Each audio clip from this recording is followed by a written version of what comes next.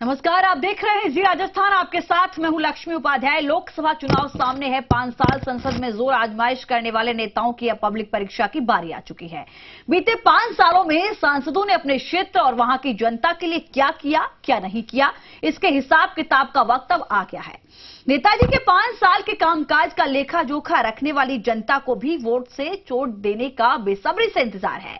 कोटा बूंदी की जनता अपने सांसद ओम बिरला के कामकाज से कितना संतुष्ट है और उनके विकास के दावों से कितना इत्तेफाक रखती है, ये हमारे खास कार्यक्रम नेताजी की पब्लिक परीक्षा के जरिए हम आपके सामने लाने वाले हैं।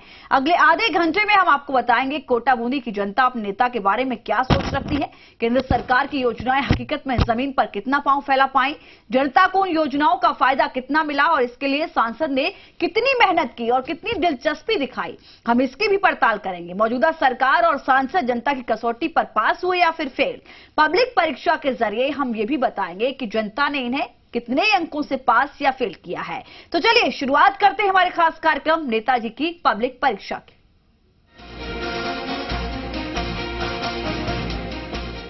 राजस्थान के विधानसभा चुनाव में जनता ने अपना मत देकर सत्ता परिवर्तन कर दिया। जनता ने साफ कर दिया कि तत्कालीन बीजेपी सरकार उनकी उम्मीदों पर खरा नहीं उतर पाई। लेकिन बड़ा सवाल तो ये कि 2019 के आम चुनाव में क्या होगा। आम चुनाव को लेकर हम जनता की नब्ज टटोलने वाले हैं। हम जानेंगे कि क्या सरकार की महत्वाकांक्षी योजनाएं पब्लिक तक पहुंच पाई या नहीं। क्या वर्तमान सांसद के प्रयास से लोगों तक विकास पहुंचा या महज कागज में ही योजनाएं सिमट कर रह गईं। जनता के वोट के दम पर नेताओं ने 5 साल तक राज तो कर लिया, लेकिन अब बारी है जनता की। जी हां, विकास के मुद्दे पर नेताजी की होगी पब्लिक परीक्षा। और आज कोटा बूंदी लोकसभा सीट से बीजेपी सांसद ओम बिरला की होगी पब्लिक परीक्षा। कोटा बूंदी लोकसभा सीट वैसे तो बीजेपी का गढ़ है, लेकिन संसदीय क्षेत्र से 1952 से अब तक ज्यादातर चुनाव जनसंघ, बीजेपी और अन्य दलों ने ही जीते हैं। कांग्रेस इस सीट से अब तक 5 बार चुनाव जीत पाई है। 2014 में पहली बार आम चुनाव के लिए किस्मत आजमाते हुए नजर आए थे और सांसद भी चुने गए। वैसे सांसद साहब क्षेत्र में विकास के तमाम दावे कर रहे हैं। प्रधानमंत्री नरेंद्र मोदी जी के नेतृत्व में इस देश का परिदृश्य परिवर्तन हुआ है। इंफ्रास्ट्रक्चर रूप में, जन कल्याणकारी योजनाओं के माध्यम से, नौजवानों को रोजगार देने के माध्यम से, मुद्रा बैंक के माध्यम से छोटे फुटपाथ पर काम करने वालों को लोन देकर रोजगार देने की दृष्टि से इस दिशा के बेहतरीन काम हुए हैं, जिसका परिणाम सकारात्मक परिणाम दिखने लगा है। सांसद साहब भले ही विकास के तमाम दावे करते हों, लेकिन पब्लिक परीक्षा में पॉलिटिकल मीटर पर सांसद महोदय पास हुए या फेल, हम आपको बताएंगे आगे। हिमांशु मित्तल, जी मीडिया, कोटा। आपने देखा, कोटा बूंदी लोकसभा क्षेत्र के सांसद ओम बिरला विकास के तमाम दावे कर रहे हैं, लेकिन नेताजी के दावे में कितना दम है? क्या विकास की योजनाएं लोगों तक पहुंच पाई? हमने ग्राउंड पर जाकर लोगों से बातचीत की और इसकी पड़ताल की। देखिए रिपोर्ट।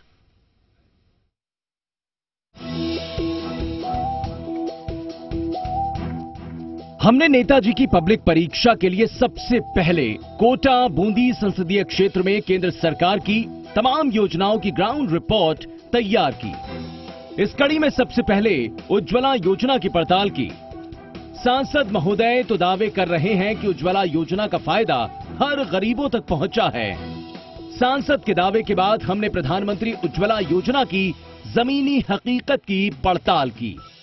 भारत के ग्रामीण क्षेत्रों में आज इस तरह के मिट्टी के चूल्हे शायद कम ही देखने को मिलते हैं। वजह केंद्र सरकार की तरफ से लागू की गई है प्रधानमंत्री उज्ज्वला योजना। इस योजना के जरिए कोशिश केंद्र सरकार की ये कि जो मिट्टी के चूल्हे हैं जिनका उपयोग कहीं ना कहीं जो ग्रामीण क्षेत्र में सबसे ज्यादा होता है और महिलाओं को स्वास्थ्य से संबंधित कई जो रोग हैं वो इस चूल्हे की वजह से, उस धुएं की वजह से होते हैं और कई परेशानियां जो है वो उस चूल्हे की वजह से होती हैं। और इसके लिए प्रधानमंत्री उज्ज्वला योजना लागू की गई और आज ग्रामीण क्षेत्रों में इसकी जमीनी हकीकत क्या है, इसकी पड़ताल करने के लिए हम पहुंचे हैं। इस पर काम करते हैं तो क्या फायदा मिलता है, क्या आपने अंतर महसूस किया, आपसे ही जानना चाहेंगे। धुंधाड़ा से बचिया, बीमारियां से बचिया, रोग सबसे दूर होया छे और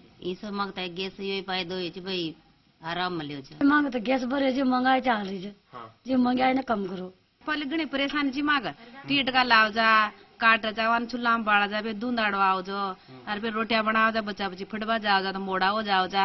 अब गैस थोड़ी मांगता है, सुविधा मिल गई। क्या सुविधा हुई, क्या फायदा हुआ? फायदा है ना भाई, जल्दी रोटी बना दे जा, चूल्हा बाल न पड़े, फटाफट रोटी बन जा, बच्चा बच्चा कहता है। कब से जलने लगी है गैस? वो गवा 2 महीना भर 2.5 महीना भर हो गया। 2.5 महीने हो गए। उससे पहले चूल्हा जलता था और अब गैस जलती है। तो उज्ज्वला योजना तो मैं चूल्हा में बनाओ सब्जी रोटी, अच्छा है तो गैस में बनाओ। अच्छा, आज भी आपके घर पर मतलब जो सब्जी रोटी है वो चूल्हे पर बनती है? चूल्हे पर। और गैस पर अब चाय। बताइए। चलिए रतन भाई, रतन जी ये बताइए कि आपके घर में क्या जलता है, गैस जलता है या चूल्हा जलता है? चूल्हा जड़ा जब भी तो पीसा कौन है तो फिर बड़ा वही की। आपको लाभ नहीं मिला उज्ज्वला योजना का? उज्ज्वला योजना के बारे में जानती हैं क्या? न जाना। कह सकते हैं कि हालात जरूर बदले हैं, स्थितियां बदली हैं। लोगों के घरों में जहां पर पहले चूल्हे जला करते थे वो आज गैस पर काम करने लगे हैं। लेकिन कहीं ना कहीं इसी के साथ में निकल करके ग्राउंड रिपोर्ट में यह भी आता है कि लोगों में जानकारी का जो अभाव है वो भी सीधे तौर पर देखने को मिलता है। हमने ग्रामीण इलाकों में जाकर किसानों के बीच प्रधानमंत्री फसल बीमा योजना की भी जमीनी हकीकत की पड़ताल की। हर साल प्राकृतिक आपदा के चलते किसानों को काफी नुकसान उठाना पड़ता है। ऐसे संकट से राहत देने के लिए केंद्र सरकार ने प्रधानमंत्री फसल बीमा योजना शुरू की है। जब हमने इस योजना की पड़ताल की तो पता चला कि किसानों के लिए ये योजना फायदेमंद तो है, लेकिन इस योजना को ठीक तरह से लागू करने की जरूरत है। अर्थव्यवस्था की रीढ़ किसान, देश को समृद्ध बनाने वाला किसान, देश की मजबूत अर्थव्यवस्था का आधार किसान। और अब नेताजी की पब्लिक परीक्षा हमारे खास कार्यक्रम में हम इसी तबके के पास पहुंचे हैं और जो केंद्र सरकार की योजना है फसल बीमा योजना, उसकी ग्राउंड रिपोर्ट को जानने के लिए हम पहुंचे हैं सुल्तानपुर क्षेत्र के किसानों के पास में। सर्वे में पाया कि 60% सोयाबीन और 80% उड़द की फसल नष्ट हो चुकी है। अभी हमने जानकारी की, बार बार हम इसके पीछे पड़ रहे हैं, हमारा जो कवर जो कब मिलेगा, ये बीमा का लाभ कब मिलेगा। तो बीमा कंपनी वालों ने कहा कि हमें तो 72 घंटे के अंदर अंदर सूचना मिलनी चाहिए। तो 72 घंटे के अंदर जब हम एसडीओ तहसीलदार जी को इनको ज्ञापन दे रहे हैं, कृषि अधिकारियों को बता रहे हैं, कृषि अधिकारियों की टीम जा रही है, तो 72 घंटे के अंदर किसान को ये जानकारी थोड़ी है 72 घंटे के अंदर अंदर उनको जानकारी देनी है। और जो टोल फ्री नंबर है उन पर जब बात करते हैं तो टोल फ्री नंबर उठा नहीं पाते हैं। इस प्रकार कई विसंगतियां हैं। लेकिन जो यदि इसको सही ढंग से लागू किया जाए, किसानों को सही सही जानकारी दी जाए, बहुत कुछ इससे लाभ मिल। फसल बीमा का हमको मालूम नहीं रहता है, बैंक में जाते बैंक में पता पड़ता है, उसके बाद वही ये जानते हैं, इसके लिए और कुछ ज्यादा जानकारी नहीं। आपको नहीं है? इस योजना का भी लाभ मिला हो आपको? लाभ मिलता है ना, क्या लाभ? कैसे में मिलता है, जैसे बैंक में जाते हैं तो वहाँ पता चलता है भाई आपका बीमा हुआ है, तो जैसे 2000 3000 जो भी पैसे आते हैं तो उस हिसाब से बैंक में आ जाते हैं, वो खाते में आ जाते हैं। आप क्या जानते हैं साहब इस योजना? हम भी ऐसे ही जानते हैं। क्या? जैसे वहाँ जाते हैं किसान के क्रेडिट कार्ड के मामले में, तो वहाँ पैसे जमा कराते हैं तो वहाँ पता लगता है 5000 या 4000 2000 जो भी आते हैं वही आते हैं। इसके अलावा और कुछ जानकारी नहीं। पहले तो यूरिया के लिए परेशान हुए, उसके बाद में जो है किसान ये पानी के लिए परेशान हुए, नहरों में पानी नहीं आ रहा। उसके बाद में जो है औरतें पहले जो है मतलब शाम को होते, दिन भर तो किसान अपना काम करता है खेती बाड़ी का, शाम होते शाम से लेकर दूसरे दिनों तक जो रात में रोजों की जानवरों की जंगली जानवर वो परेशान कर रहे हैं, उसके लिए परेशान रहता है किसान। तो कहाँ संतुष्ट है सर खेती से? तो कुछ भी नहीं मिला। नहीं मिला। हाँ, जैसे अभी तो उड़द खराब हुए सर खरीफ की फसल में, उस उड़दों का भी कुछ मुआवजा नहीं मिला, पूरे उड़द खराब हो गए, लेकिन वो फसल बीमा योजना कोई लाभ नहीं मिला। नहीं मिला। तो केंद्र सरकार की फसल बीमा योजना, किसानों से जुड़ी जो योजनाएं हैं उनको लेकर के लोग संतुष्ट तो नजर आते हैं, लेकिन जो कमियां और खामियां यहाँ पर सामने आई वो ये आती हैं कि सिस्टम में कहीं ना कहीं कमियां हैं, जिनकी वजह से जो किसान है उन्हें परेशानी का सामना करना पड़ता है। हमने केंद्र सरकार की एक महत्वपूर्ण योजना डिजिटल इंडिया की भी पड़ताल की। योजना मोदी प्रशासन की टॉप प्राथमिकता वाली परियोजनाओं में से एक है। हमने ग्रामीण इलाकों में इस योजना की पड़ताल की तो पता चला कि ग्रामीण इलाकों में इस योजना का जोर शोर से प्रचार प्रसार किया जा रहा है। भीम ऐप से जुड़ने से लोगों को जहां फायदा पहुंचा तो वहीं पेपर वर्क भी कम हुआ है।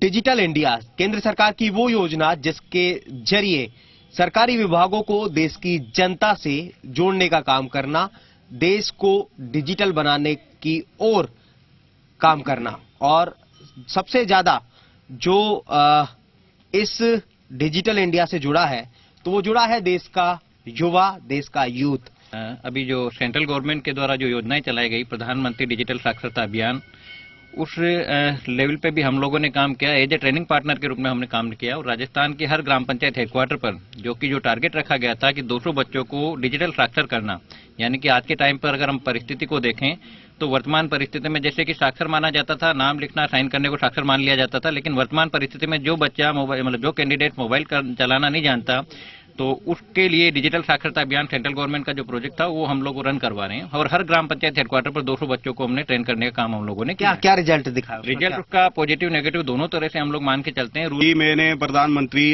वो भामाशाह योजना की जो है वो एप्स मेरे मोबाइल में डली हुई है और भामाशाह योजना के जो भी फायदे हैं वो मैं एप्स के माध्यम से उठाता हूँ। जी जी। इस योजना का अगर मैं मार्किंग लेना चाहूँ, डिजिटल इंडिया बहुत ही प्रोजेक्ट है मोदी सरकार का। इसके जरिए मैं भीम ऐप से काफी फायदे उठाता हूँ, क्योंकि भीम ऐप वो है कि बैंकों में जहाँ पैसे लेने के लिए एटीएम में लाइन में लगना होता था, भीम ऐप के जरिए अपन ऑनलाइन ट्रांजैक्शन कर सकते हैं, पैसे कहीं भी भेज सकते हैं। तो भीम ऐप बहुत ही फायदेमंद है डिजिटल। तो है ही से इसमें क्या लोग समझने लगे हैं क्या, और मैं इसका धन्यवाद पूर्व प्रधानमंत्री राजीव गांधी को देना चाहता हूँ। तो उनका सपना साकार हुआ है। नोटबंदी और जीएसटी को लेकर आम लोग और व्यापारी क्या कुछ कहते हैं? जब हमने इस बारे में बातचीत की तो ज्यादातर व्यापारी नोटबंदी से संतुष्ट नजर आए, लेकिन जीएसटी से थोड़ा परेशान भी दिखे। कह सकते हैं कि इन दोनों बड़े फैसलों ने कई बड़े बदलाव देश के अंदर देखने को दिए।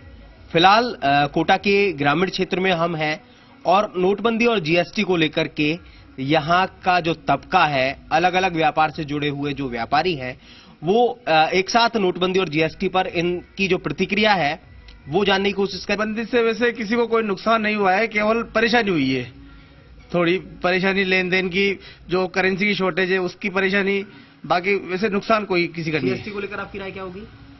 जीएसटी का ठीक है, अब जीएसटी अभी नई है, साल 1.5 साल हुआ है और अब समझ में आ रहा है धीरे धीरे भाई, वैसे कोई ज्यादा परेशानी। बंदी बहुत अच्छा हुआ देश के लिए, और जो 2 नंबर का काम करने वालों के लिए था, कालाबाजारी करते थे, उनके लिए नोटबंदी, हम सब के लिए नोटबंदी बहुत अच्छी हुई। जीएसटी को लेकर क्या? जीएसटी से कोई खास फर्क भाव नहीं पड़ा, और एक राष्ट्र में एक टैक्स का स्लैब जो जीएसटी में चला, ये बहुत अच्छा है। जैसे किराना व्यापारी जाता हूँ मैं, जैसे दालों को बाद 200 रुपए किलो 180 रुपए किलो था, तो 18% मार्जिन था, उसकी जगह टैक्स ने वेट फ्री किया तो उससे दालों में 80 रुपए किलो 100 रुपए किलो की काउंट ये हुई है। पर क्या फर्क पड़ा?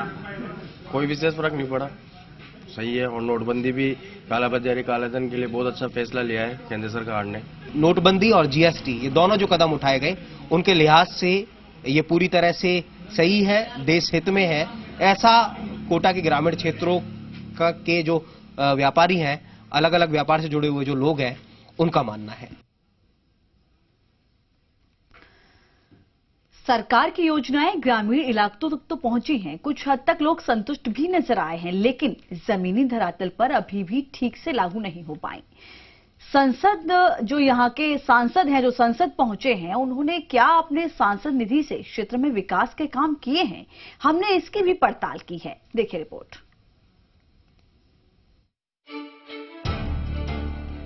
हमने ग्रामीण इलाकों में जाकर केंद्रीय योजना की पड़ताल तो कर ली, लेकिन सांसद ने अपने प्रयास से सांसद निधि का कितना उपयोग विकास के लिए किया, ये जानना हमारे लिए बेहद जरूरी था। सांसद ने दावा किया कि उन्होंने पंचायत के डेवलपमेंट के लिए काम किया है। पंचायतों का डेवलपमेंट कम हुआ था, उन पंचायतों को चिन्हित कर केंद्र सरकार के अधिकारी लगाकर वहां तमाम योजनाओं का लाभ वहां के लोगों को मिल सके। ऐसा पहली बार दिल्ली के अंदर बैठकर एक एक पंचायत को किस तरीके से केंद्र सरकार की सारी योजनाओं का लाभ उनको मिल सके, ये काम सरकार ने किया है। हमने सांसद निधि से विकास के कामों को परखने के लिए एक गांव का दौरा किया। हमें पता चला कि यहां सांसद महोदय ने सांसद निधि से गांव में सामुदायिक केंद्र का वादा किया था, जिसका काम जोरों से चल रहा था। सांसद ओम बिरला के कामों की जो पड़ताल है वो इस वक्त हम कर रहे हैं और कोटा के ग्रामीण क्षेत्र में है, क्योंकि असल जो तस्वीर विकास की निकल करके आती है वो गांव से निकल करके आती कि आज गांव कितने समृद्ध हो पाए। फिलहाल हम एक पड़ासलिया गांव है वहां पर है और यहाँ पर एक कह सकते हैं कि ये सामुदायिक भवन का काम चल रहा है और ये सामुदायिक भवन के लिए सांसद ओम बिरला की तरफ से सांसद निधि से 5 लाख रुपए दिए गए हैं, जिसके बाद में इसका जो निर्माण कार्य है वो चल रहा है। फिलहाल इस गांव से जुड़े हुए लोग यहाँ पर मेरे साथ में मौजूद हैं। साहब, कितनी जरूरत थी और इस के बनने के बाद में किस तरह का परिवर्तन आ? 5 लाख की लागत से जो सामुदायिक भवन बना है ग्राम पड़ासलिया के अंदर, इससे लोगों को जो सामाजिक कार्य करने में काफी सुविधाएं उपलब्ध हो पाएगी और निश्चित रूप से इससे पूरे गांव वालों को लाभ मिलेगा। इसका विकास दिखता है। सांसद जी आते हैं, कितनी बार आए? क्या मेले में हर मेले में आते हैं सांसद जी, हर मेले में आते हैं। तो इसके लिए उन्होंने जब चुनाव के लिए आए थे तब वादा किया था या क्या? नहीं, वादा किया था। फिर बाद में जब मेले में उनको यहाँ अतिथि के रूप में बुलाया गया था तो उन्होंने वादा किया था और वादा के बाद में उन्होंने वादा पूरा किया।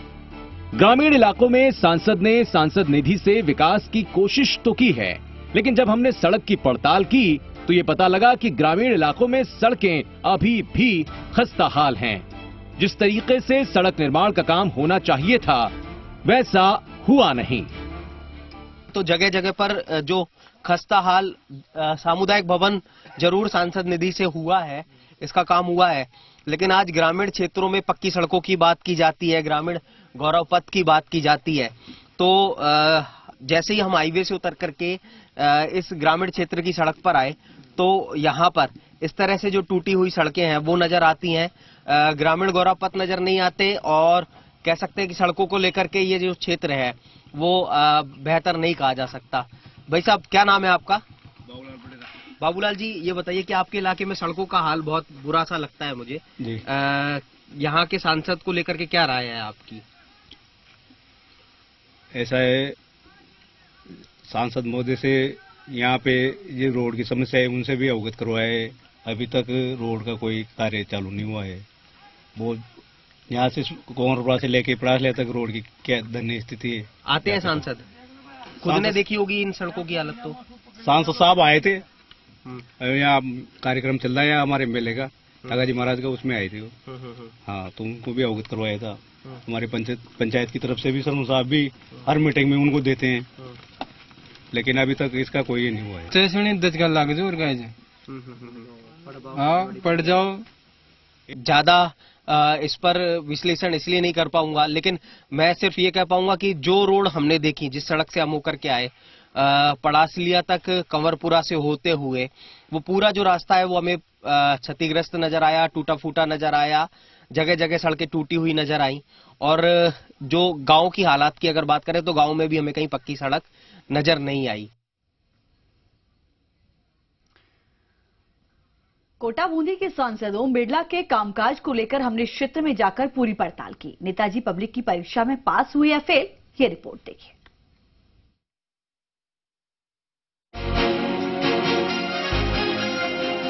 कोटा बूंदी संसदीय क्षेत्र में सांसद ओम बिरला की बड़ी उपलब्धि की बात की जाए तो सांसद महोदय का सबसे महत्वपूर्ण काम कोटा के हैंगिंग ब्रिज की सौगात है। हैंगिंग ब्रिज बनने से जहां कोटा को हैवी ट्रैफिक से मुक्ति मिली, तो वहीं शहर में सड़क हादसों में भी भारी कमी आई है। बाईपास की मांग थी और शहर से हेवी वाहन गुजरते थे, जिसके कारण दुर्घटना होती थी। हमारा जो हैंगिंग ब्रिज वो 3-4 साल से बंद पड़ा था। जब हम संसद चुनकर भेजा हमें जनता ने, तो हमने सबसे पहले उस हैंगिंग ब्रिज के काम को शुरू कराया और माननीय प्रधानमंत्री गडकरी जी ने तयशुदा कार्यों के उस हैंगिंग ब्रिज को बनाया ताकि हम दुर्घटना मुक्त शहर की ओर बढ़ सकें। सांसद ओम बिरला ने इसके अलावा मुकुंदरा नेशनल पार्क का डेवलपमेंट करवाया, जिससे अब इलाके में पर्यटन की उम्मीद जगी है। पासपोर्ट सेवा केंद्र खुलवाने से लोगों को अब जयपुर के चक्कर नहीं काटने पड़ते हैं। चंबल बूंदी पेयजल परियोजना से ग्रामीण इलाकों तक पानी भी पहुंचा है। लेकिन इन तमाम उपलब्धियों के बावजूद सांसद महोदय के कोटा में हवाई सेवा का दावा आज भी खोखला है। नेताजी उसे पूरा करने में नाकामयाब हुए हैं और कोटा हवाई सेवा का सपना बस सपना बनकर रह गया। उसे कोटा में एक हवाई सेवाओं की मांग बरसों से थी। हमारी कोशिश थी कि कोटा के अंदर नया एयरपोर्ट बने और नए एयरपोर्ट बनने के साथ हम नेशनल इंटरनेशनल की हवाई सेवाओं को शुरू कर सकें। कोटा क्योंकि एक एजुकेशन सिटी है, देश भर का विद्यार्थी पढ़ने आता है। हमने कोशिश भी की है, लेकिन उसके सकारात्मक परिणाम भी नहीं दिखे, लेकिन एक सकारात्मक दिशा की ओर कदम बढ़े हैं। आने वाले समय में कह सकता हूं कि कोटा में निश्चित रूप से इस दिशा के ऊपर ठोस तरीके से काम होगा और राज्य सरकार जमीन उपलब्ध करा देगी, तो मुझे आशा है केंद्र सरकार नया एयरपोर्ट, ग्रीनफील्ड एयरपोर्ट बनाने का काम करेगी। कोटा की खत्म होती औद्योगिक पहचान दिलाने में भी सांसद ओम बिरला कुछ खास नहीं कर पाए। कोटा में कई औद्योगिक इकाइयां बंद होने से बेरोजगारी बढ़ी और रोजगार के लिए कोई नई इकाई नहीं खुलवा पाए। चलिए देखते हैं नेताजी पब्लिक परीक्षा में खरा उतर पाए या नहीं। दिया आपने 10 में से 4 ही दूं। 4 तो मतलब 8 से पहले 5 पर आए, 5 से फिर अब 4 पर आ गए। अम्मा की परेशानी जब बोल वाला की जिन तब याद पड़ी जी मारता है कि अपनी परेशानी कतनी हो रही है, कसी परेशानी दूर न करी वहां आदन तक। कितने नंबर देंगे? 5, 6, 7, 8, 9? 5 तो देनी चाहिए। 10 में से 5 देंगे, आधे नंबर। 10 में से केंद्र सरकार को और सांसद को अगर देना चाहें तो कितने नंबर देंगे? हम 10 में से 10 नंबर दे रहे हैं। 10 में से 10?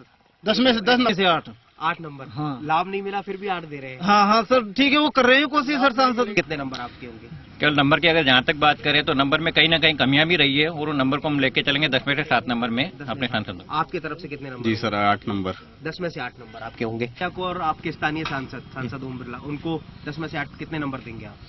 जी बिरला साहब को 10 में से 8 नंबर। तो कितना नंबर देंगे 10 में से? सर डिजिटल में से 10 में से 10 सरकार और हमारे सांसद ओम बिरला को 10 में से 2 ही नंबर दे पाऊंगा, क्योंकि विकास के नाम पे उन्होंने कुछ नहीं किया। डिजिट को अगर आप 10 में से नंबर देना चाहे तो कितने देंगे?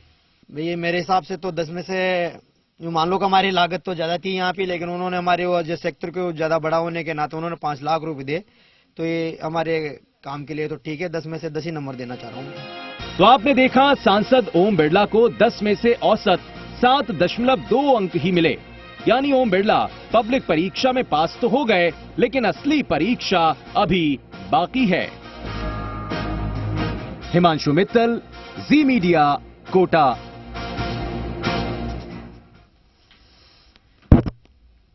और इसी के साथ नेताजी की पब्लिक परीक्षा में आज के लिए इतना ही। नमस्कार।